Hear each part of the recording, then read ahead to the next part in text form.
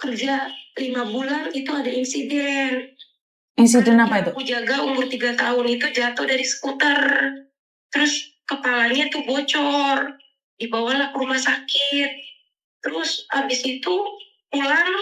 Terus memnya. Kamu matiin YouTube-ku, Dok. YouTube-ku yang satunya matiin. HP-mu yang satunya matiin. Suaranya mantul. Oh, ini aku oke. Yang live aku matiin ya. Soalnya aku pakai HP yang satunya. Iya, yang live dimatiin saya. Suaranya mantul ke saya lagi. Oke, Miss. Oke. Halo, Miss. Terus? Iya, jadi ketika 5 bulan aku kerja, ada insiden anaknya jatuh, terus palanya bocor, dibawa ke rumah sakit, habis itu pulang, pas pulang dari rumah sakit, memnya itu tampar pipi aku, nih sampai pipi aku bengkak. Sudah itu aku nggak rasa kan, ganti hari besoknya itu ada pembantu satunya yang jagain bayi baru lahir. Itu dia lihat pipi aku bengkak, tadinya aku nggak tahu, terus dia foto karena waktu itu HP aku disita, dipoto, dia bilang nanti ini buat bukti suatu saat kamu ini bakal dibutuhin. Nah habis itu aku suruh minta obat karena pipi aku kan bengkak itu nih sakit, jadi aku dikasih obat dari rumah sakit waktu memangnya habis lahiran itu, waktu habis lahiran bayi baru lahir itu. Nah di situ aku foto juga obatnya. Nah singkat cerita, hari-hari itu bos aku tuh nggak baik perlakuannya.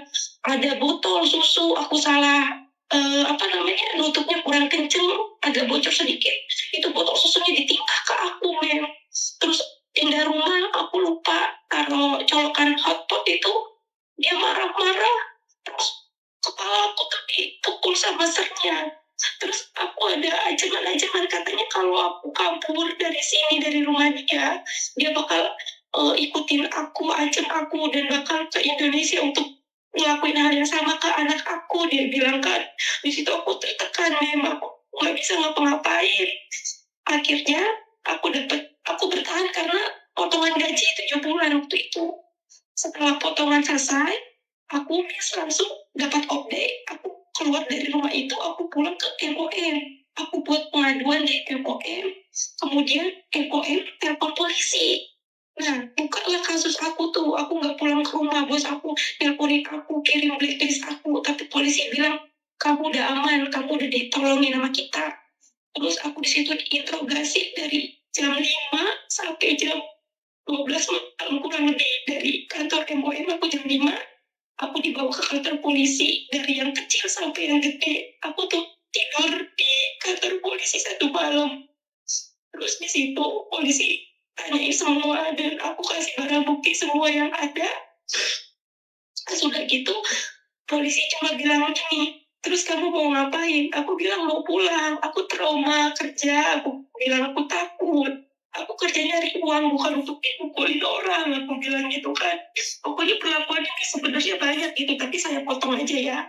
Ada kayak siram air panas, walaupun air panasnya nggak panas banget gitu, sampai tangan saya merah. Terus saya juga pernah salah ngasih susu, bukan salah sih, bayi itu harusnya 2 jam kasih susu, tapi bayi itu nggak mau minum. Dan mereka bilang aku tuh kasih air susunya terlalu panas, manasin susunya. Padahal aku bilang kalau bayi kepanasan itu pasti dia nangis, bayi sensitif, bayi ini enggak, Miss. Terus air susunya itu selalu aku minum di depan dia, Miss. Sama orang aku minum bisa sama orang lain, Miss. Aku pengen pulang. Kejadian itu tahun 2022, Miss. Sampai sekarang kasusnya belum selesai. Aku tanya polisi, aku harus tunggu terus. Tapi saya tetap bingung sampai akhirnya diwajibkan ketiga ini. Aku dimulai lagi sih karena majikanku bilang sekarang kan posisinya aku ini lagi ditangani polisi karena dari bulan Maret aku udah minta pengaduan kalau aku tuh mau pulang gitu, aku izin sama polisi.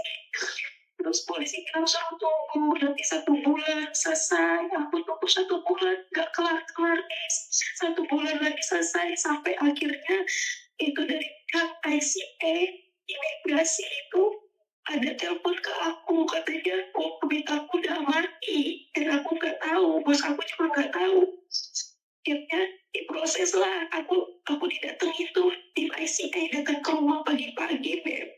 Terus aku sama bos aku itu dibawa ke kantor imigrasi, terus diinterview, ditanya, sampai aku bilang masalah paspor juga, aku ceritain aku mau pulang. Aku udah bertahan, aku bilang aku cuma nunggu paspor aja, aku udah nggak bisa kerja.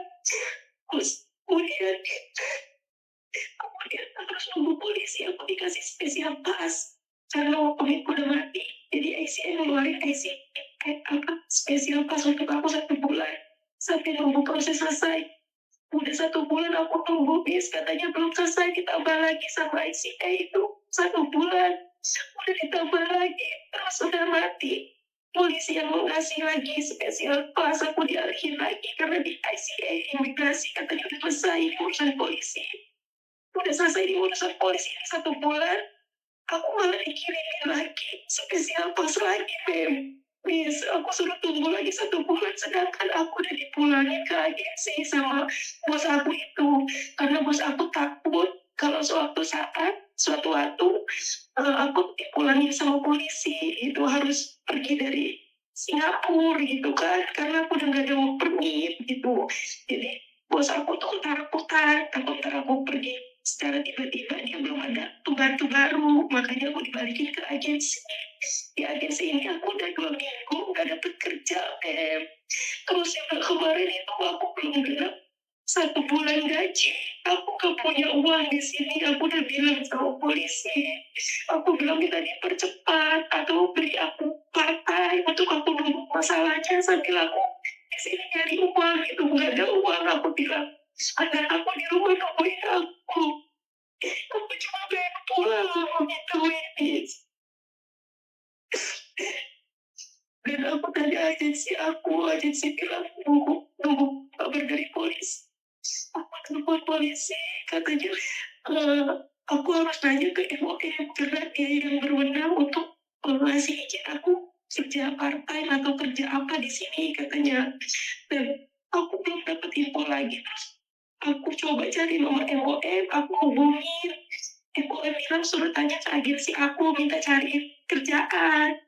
Dan aku bingung ini, aku belum ngomong sama agensi aku karena agensi aku ini hari ini baru pulang dari office, terus langsung masuk kamar, aku nggak berani karena aku kan harus lihat situasi dulu, kondisinya. Terus gimana saran di sini? Oke, pertama kamu sudah kabur itu berapa lama di MOM? Waktu itu aku kabur di MOM tahun 2022. Aku selesai potongan di majikan pertama. Berarti kamu sampai sekarang kasusmu belum selesai? Iya, katanya belum selesai aja. Terus aku bilang, sampai berapa lama Pak? Saya harus tunggu di sini, dan sedangkan saya nggak kerja. Nah, paham nggak kenapa Miss Yuni itu ada apa-apa itu saya ngelarang kalian kabur? Lebih baik berbicara baik-baik. Kenapa? Karena kalau sudah kasus, itu akan memakan waktu yang lama sekali. Ini pertama. Kedua, waktumu terbuang sia-sia. Ketiga, harusnya kamu keluar negeri bisa kirim uang ke negara sendiri. Akhirnya kamu di sana itu nggak punya pekerjaan dan nggak boleh bekerja. Bener nggak sayang? Sama juga dengan kasus yang ada di Hong Kong sayang. Jadi seperti itulah. Jadi karena keadaan kamu itu nangis nggak kuat bukan karena apa? Karena kamu ada di luar negeri tapi nggak bisa kirim uang ke negara sendiri, bener nggak sih? Iya, dan aku nggak tahu nasib aku di sini sampai kapan nih. Iya betul sayang. Prosesnya itu ditambah lagi 1 bulan, ditambah lagi. Betul. Dari bulan Maret sudah aku datengin kantor polisinya, tapi IO-nya itu organisasi apa ya namanya, investigasi organisernya cuma bilang tunggu 1 bulan lagi, udah gitu doang. Iya, karena mereka tidak bisa menentukan itu, sayang. Kan banyak sekali kasus-kasus yang urgent yang akan ditangani oleh mereka. Itu kurang lebih sama dengan Hong Kong. Kenapa sih saya lebih memilih berdamai? Bukan karena kita takut atau mau memberikan efek jerah sama majikan, bukan. Karena yang jerah itu kita. Kita itu tersangkut hukum di negara orang, kita yang sengsara. Bener nggak sayang? Merasakan kan?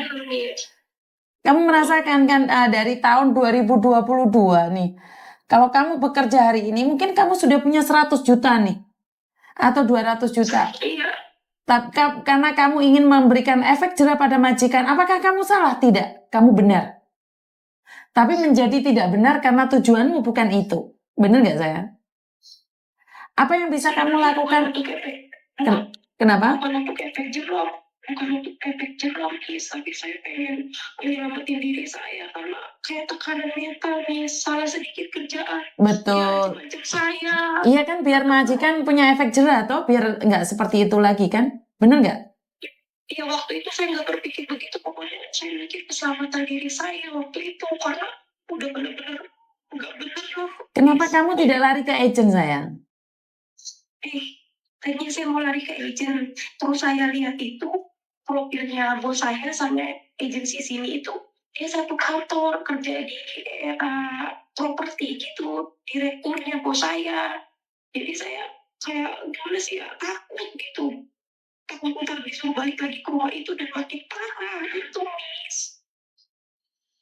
Ya karena kita lagi gitu, saya suruh tahan lagi, suruh sabar lagi. Ya karena mungkin kamu terlalu punya prasangka jelek ya. Kenapa tidak ke KBRI saja, sayang?